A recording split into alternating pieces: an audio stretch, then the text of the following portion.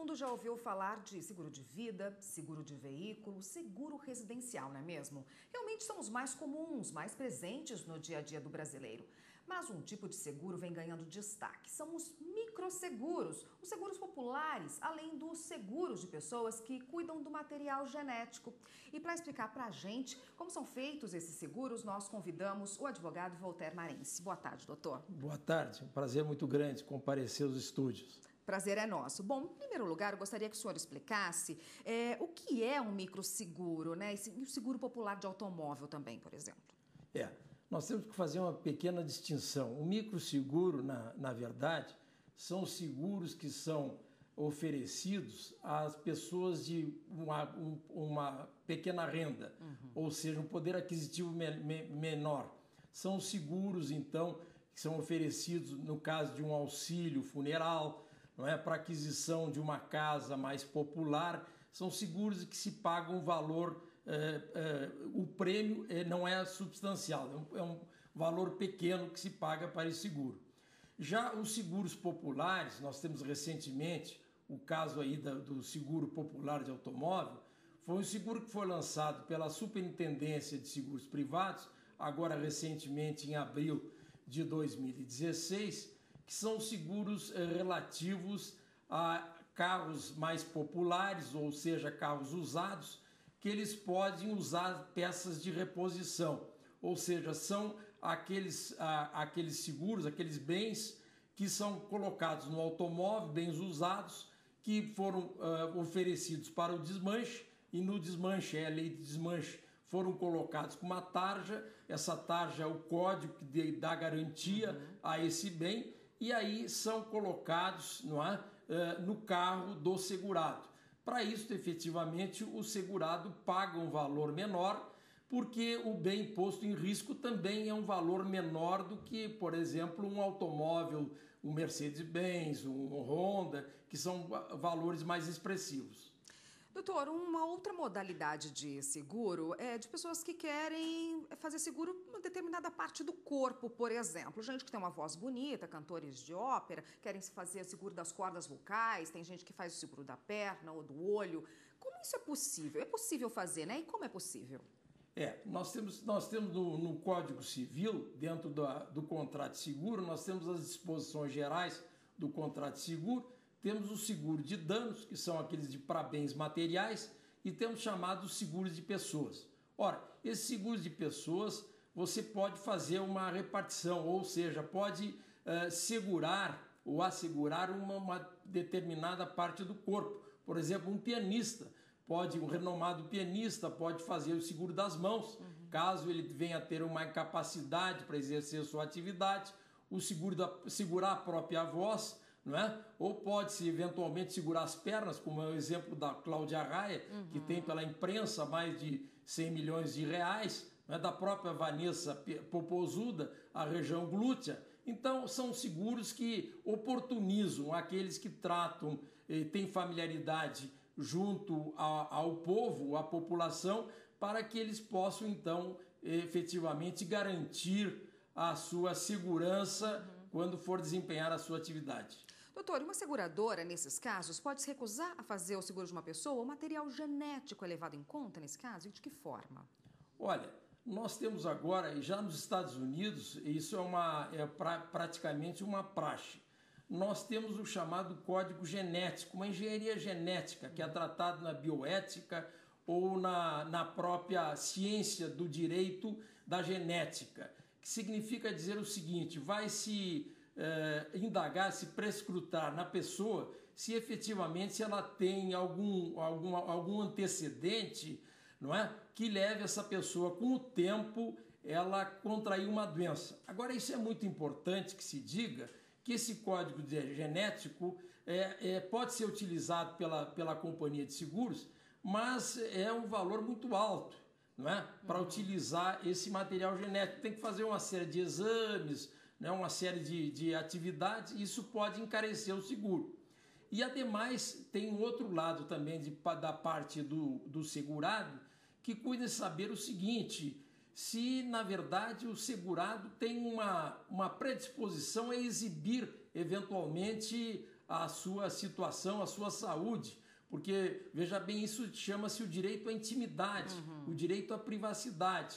E o direito à intimidade e o direito à privacidade estão previstos na Constituição Federal, nos chamados direitos fundamentais, que são direitos e garantias da pessoa, que muitas vezes, notadamente no inciso 11 do artigo 5º da Constituição Federal de 88, em que ela não quer expor a sua situação perante terceiros ou perante a própria seguradora. E, como eu já disse, isso também pode encarecer muito o seguro. Então é preciso que se cuide bem dessas situações para saber se não há, na verdade, uma ingerência com relação à privacidade e à intimidade da pessoa, do segurado. Doutora, a gente vai fazer uma pausa, a gente continua a nossa conversa, tem outras dúvidas a respeito dos microseguros, desses seguros diferenciados, no próximo bloco. Só um minutinho, por favor. Aqui no estúdio do Jornal da Justiça, nós voltamos a falar com o advogado Walter Marins, que hoje conversa com a gente a respeito dos microseguros, dos seguros diferenciados. Doutor, o senhor estava falando da introdução do código genético, né, pelas seguradoras, dessa avaliação do código genético. Com a introdução desse código genético, o seguro perde as características jurídicas essenciais? Não, eu diria que não perde. O que acontece é o seguinte, no seguro tradicional, nós temos o contrato de seguro, que é um contrato baseado na bilateralidade, ou seja, na aceitação das duas partes, no princípio da comutatividade ou da mutualidade, que é o princípio dos cálculos atuariais, não é? E no princípio também, no princípio do contrato de adesão.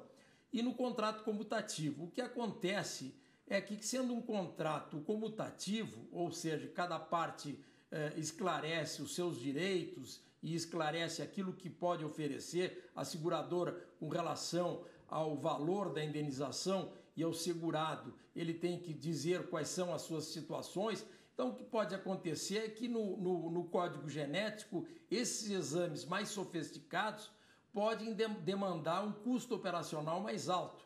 E isso não acontece, por exemplo, no seguro de acidentes pessoais, porque no código genético nós já temos, naquele caso, o segurado saber o que mais tarde, fatalmente, ele vai sofrer, por exemplo, de um risco cardíaco, não é? Se eventualmente a família desse segurado também tem muita gente que tenha câncer, tenha tido câncer. Então, isso diminui um pouquinho. Quanto maior o risco, maior o prêmio. O que é o prêmio? É aquela contraprestação paga pelo segurado para ter a cobertura daquele risco. E isso não acontece, por exemplo, nos seguros de acidentes pessoais, porque o seguro de acidentes pessoais, pela resolução da SUSEP, que é a Superintendência de Seguros Privados, o seguro de acidentes pessoais se caracteriza todo aquele acidente súbito e involuntário que independe da pessoa. Então aí, na verdade, a comutatividade não fica muito esclarecida, ou não se tem muito presente, porque depende do acidente, que é um acidente externo, não é? Que não condiz com aquela situação que retrata a vida da pessoa. E é por isso que eu disse que, então, no código genético pode ser muito dispendioso, tanto para o segurado e o seu direito à intimidade, à privacidade, quanto para a seguradora mandar fazer aqueles laterais genéticos, como nós temos, por exemplo, o uso de aparelhos vestíveis nos Estados Unidos para saber se aquele segurado é portador de um sintoma que possa vir a ter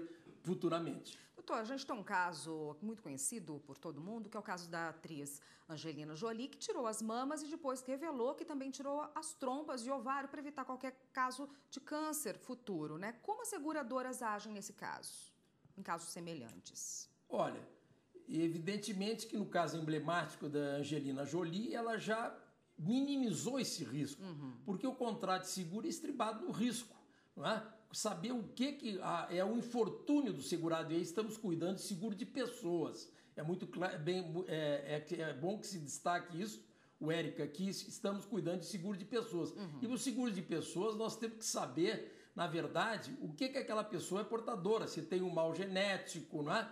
Então, evidentemente que, no caso emblemático da Angelina Jolie, ela já previu essa situação e aí está minimizando o risco para a seguradora. Se tivesse um caso paralelo, correlato aqui no Brasil, a seguradora, evidentemente, poderia aceitar esse risco, por esse risco já está mais abrandado, já está mais minimizado, E aí, evidentemente, o valor do prêmio, ou seja, aquela contraprestação paga pelo segurado, vai ser menor.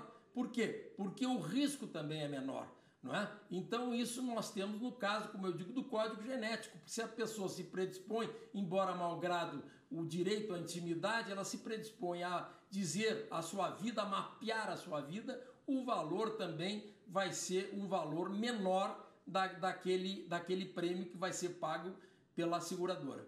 Tá ótimo. Pelo segurado, perdão. Tá ótimo, doutor. Obrigada pela participação. Eu conversei com o Voltaire Marense, que é advogado, e conversou com a gente a respeito dos seguros. Obrigada pela participação. Obrigado. Até uma próxima. Até uma próxima.